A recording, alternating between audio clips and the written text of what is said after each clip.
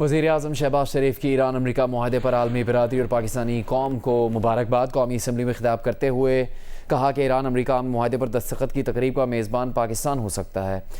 उन्होंने कहा कि ये मेज़बानी पाकिस्तान करेगा। तकरीब 19 जून को जिनेवा में होगी। वज़ीर-ए-आज़म शहबाज शरीफ ने मुआहदे पर फील्ड मार्शल आसिम मुनीर, नायब वज़ीर-ए-आज़म इसहाक डार और वज़ीर दाखिला मोहसिन नकवी को खराज तहसीन पेश किया और कहा कि यह मुआहदा दो मुल्कों के दरमियान नहीं बल्कि अमन, मुकालमे और सिफारतकारी की फतह है।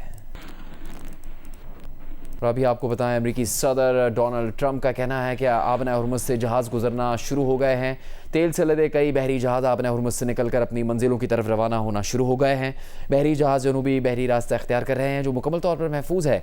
ट्रंप ने कहा कि इसके अलावा सफ़र के लिए दीगर रास्ते भी दस्तयाब हैं।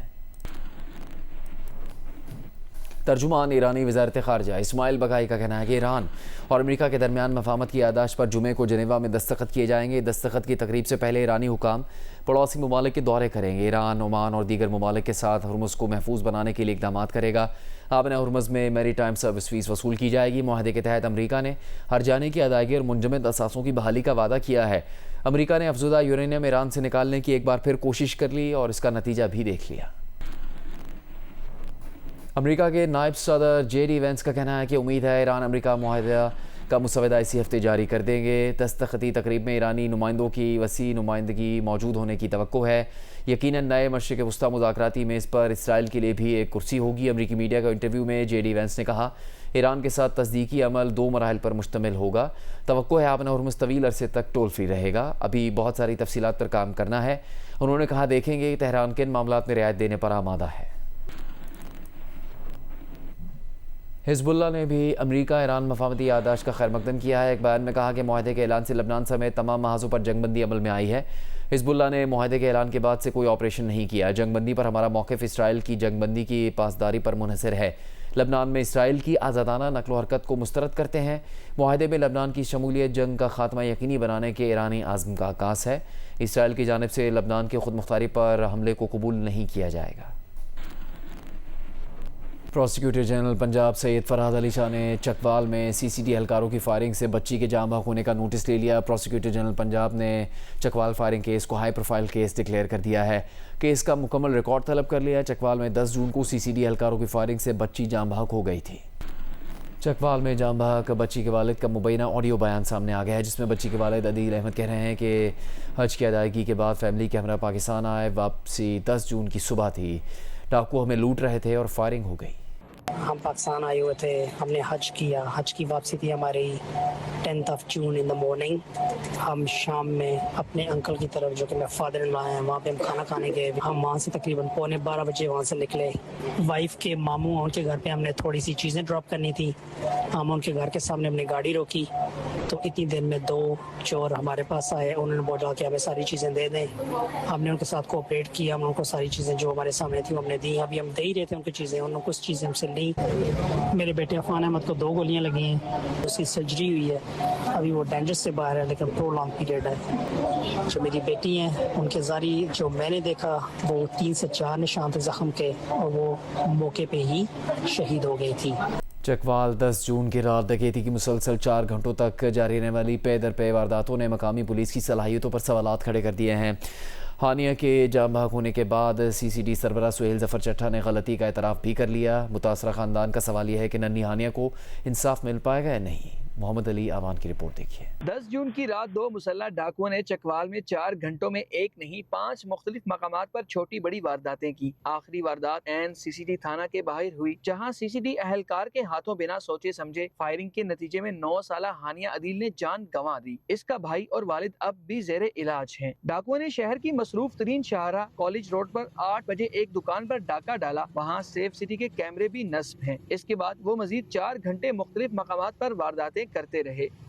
इनको कुछ थोड़ा बहुत वहाँ पे सदेबाब करना चाहिए था, ताकि नेक्स्ट आगे जो ये तकरीबन 5 घंटे के बाद वाक़या हो, ये शायद ना होता। बहुत अफसोसनाक वाक़या है।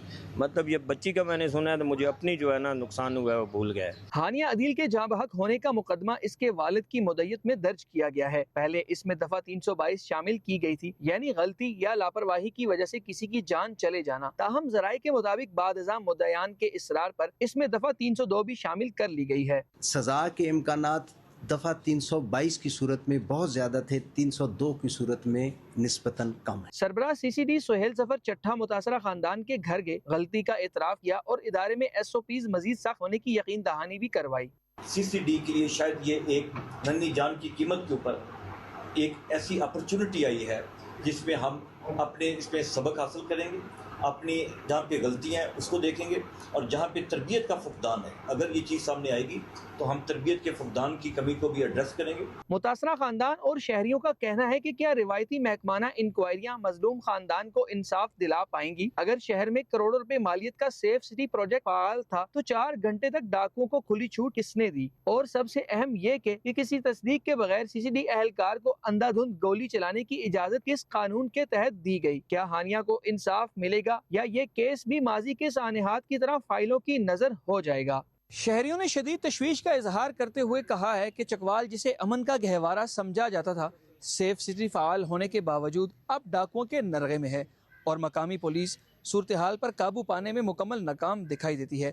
ان کی حکومت سے اپیل ہے کہ صورتحال کا فوری نوٹس لیا جائے۔ کیمرہ ٹیم کے ساتھ محمد علی اوان، جیو نیوز، چکوال۔ آسٹریلیا کے وزیر اعظم اینتھنی البنیز نے پاکستان میں آسٹریلوی بچی کی ہلاکت کے واقعے پر مکمل اور شفاف تحقیقات کا مطالبہ کیا ہے۔ برطانوی نشریاتی ادارے کے مطابق کینبرا میں صحافیوں سے گفتگو کرتے ہوئے انہوں نے کہا کہ واقعے کے تمام حالات کا تفصیلی اور شفاف جائزہ لیا جانا چاہیے تاکہ متاثرہ خاندان سمیت سب کو حقائق سے آگاہ کیا جا سکے۔ اینتھنی البنیز کا کہنا تھا کہ آسٹریلیا توقع کرتا ہے کہ اس معاملے کی مناسب، آزادانہ اور شفاف تحقیقات کی جائیں گی۔ دوسری جانب آسٹریلوی حکومت متاثرہ خاندان کو کونسلر معاونت بھی فراہم کر رہی ہے۔ مارشل پاکستان نے پاکستان کی پہلی اسٹیٹ آف فریڈم رپورٹ 2026 جاری کر دی ہے۔ اس کے مطابق خواتین کے موبائل فون رکھنے کی شرح مردوں کے مقابلے میں 20% کم ہے۔ اسی کے حوالے سے ہم بات کریں گے تجزیہ اور آپ کو اس سے متعلق رپورٹ بھی دکھائیں گے عرفہ فیروز ذکی کی۔ مشل پاکستان نے ورلڈ اکنامک فورم کے کنٹری پارٹنر انسٹیٹیوٹ کے طور پر پاکستان کی پہلی اسٹیٹ آف فریڈم رپورٹ 2026 جاری کر دی۔ رپورٹ کے مطابق پاکستان کی آبادی 24 کروڑ 50 لاکھ سے تجاوز کر چکی۔ 64% آبادی 30 سال سے کم عمر افراد پر مشتمل ہے۔ 35% شہری ملک کی سمت کے بارے میں پر امید، جبکہ 45% کا کہنا ہے کہ صنفی، مذہبی اور نسلی مساوات میں بہتری آ رہی ہے۔ 77% پاکستانی اپنے پیشے کے انتخاب، 75% کاروبار کرنے کی آزادی اور خواتین کے لیے ترقی کے مواقع سے مطمئن ہیں، جبکہ 65% مذہبی آزادی اور مذہبی حقوق کے تحفظ سے متعلق معاملات پر اطمینان رکھتے ہیں۔ ملک بھر میں 19 کروڑ 50 لاکھ سے زائد mobile connections, 14 crore 50 lakh broadband صارفین اور 2,30,000 کلومیٹر سے زائد فائبر نیٹ ورک موجود ہے۔ 24% شہری فیس بک، 19.9% واٹس ایپ، 18% ویب سائٹس اور 15% ایکس سے معلومات حاصل کرتے ہیں۔ پاکستان کو مستقبل میں موسمیاتی تبدیلیوں، سائبر سیکیورٹی، گمراہ کن معلومات، پانی کی قلت، شہری آبادی میں اضافے، نوجوانوں کی بے روزگاری اور معاشی ناہمواریوں کے چیلنجز کا سامنا ہوگا۔ رپورٹ کے اجرا کے لیے ملک بھر میں 2,000 افراد کا سروے کیا گیا، جن میں 67% گریجویٹس، 32% ماسٹرز اور 1% PhD شامل تھے۔ عرفہ فیروز ذکی، جیو نیوز، اسلام آباد۔ اس حوالے سے ہم بات کریں گے سینئر تجزیہ کار ہما بقائی سے۔ ہما بقائی صاحب، شکریہ آپ کے وقت کا۔ جو اعداد و شمار سامنے آئے ہیں، کیا اثرات ہو سکتے ہیں اس کے، جس طریقے سے ترقی لانے کی کوشش کی جا رہی ہے معاشرے میں، اس پر؟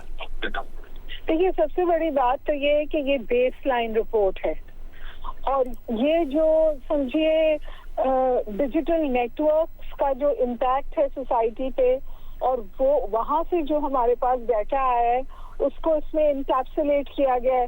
عمومی طور پہ اگر آپ لوگوں سے بات کریں، جو ڈیٹا کے بغیر بات ہوتی ہے، جو ایک ہوائی بات ہوتی ہے، تو آپ کو یہ سننے کو ملے گا کہ جی فریڈم نہیں ہے، ایکسیس نہیں ہے، بٹ اس رپورٹ میں قدر پازیٹیو انڈیکیٹرز ہیں۔ اور جہاں سے آپ نے بات شروع کی تھی کہ عورتوں کے پاس موبائل فونز کم ہیں اور مردوں کے پاس زیادہ ہیں، اس کی تو بالکل واضح وجہ یہ ہے کہ عورتیں جو ہیں وہ ابھی بھی سیکنڈ ٹیئر پہ ہیں، اور اکنامک ایجنٹس جو ہیں وہ لارجلی میل ہیں۔ لیکن جو اچھی بات ہے وہ یہ ہے کہ عورتوں کو ٹریکشن مل رہی ہے، اور مطلب پاکستان میں یہ سوچ ہے کہ ہم جو ریاست ڈائریکشن لے رہی ہے اس سے ہم بہت ناراض ہیں، اور جو کچھ ریاست میں ہو رہا ہے وہ انتہائی غلط ہے اور کوئی اس سے خوش نہیں ہے۔ تو بجٹ پہ نیگیٹیوٹی ہے، جو ڈائریکشن آف گورننس ہے اس پہ نیگیٹیوٹی ہے، جو گروتھ پیراڈائمز ہیں اس پہ نیگیٹیوٹی ہے۔ تو یہ رپورٹ آپ کو چیزوں کو کانٹیکسچلائز کرنے کی سمجھیے ایک ڈائریکشن دیتی ہے, اور پھر جہاں سینسز بھی کمپرومائزڈ ہو وہاں یہ نمبرز کے ساتھ بات کر رہی ہے. تو اب سیمپل چھوٹا ہے جو, لیکن انڈیکیٹو رپورٹ ہے, بیس لائن رپورٹ ہے. میں تو یہ کہوں گی کہ ایسے بہت سارے اور ڈیٹا کلیکشن کی ضرورت ہے. بہت شکریہ ڈاکٹر ہما بقائی جیو نیوز سے بات کرنے کے لیے. دیگر خبریں شامل کریں گے. برمنگھم مظاہرے میں آئی جی آزاد کشمیر سمیت اہم عہدیداران کے خلاف اقدام پر 10 کروڑ انعام دینے کا اعلان کرنے والے شیخ عمران نے ویڈیو بیان میں اپنے عمل پر معافی مانگ لی ہے. میرپور سے تعلق رکھنے والے شیخ عمران نے اپنے عمل پر ندامت کا اظہار کیا اور کہا کہ انہوں نے پاکستانی قونصلیٹ کے باہر ہونے والے مظاہرے میں جذبات کی رو میں بہہ کر بعض بیانات دیے. وہ ایک محب وطن کشمیری پاکستانی ہیں. ان کے بیانات سے اگر کسی کی دل آزاری یا دلی صدمہ ہوا تو وہ تہہ دل سے معافی مانگتے ہیں. پاکستان کی سالمیت, استحکام اور دفاع کے لیے اپنی جان و مال تک قربان کرنے کو تیار ہیں. کراچی میں گزشتہ روز ڈیفنس بدر کمرشل میں 2 گروپوں کے درمیان جھگڑے کی ویڈیو سامنے آئی ہے. ویڈیو میں ایک شخص کو اسلحہ لہراتے دیکھا جا سکتا ہے اور فائرنگ کی آوازیں بھی سنی جا سکتی ہیں. پولیس کے مطابق جھگڑے میں ملوث 2 افراد حراست میں ہیں. قانونی کارروائی کا آغاز کر دیا ہے. کباڑی کی دکان میں چوری کے معاملے پر جھگڑا ہوا تھا.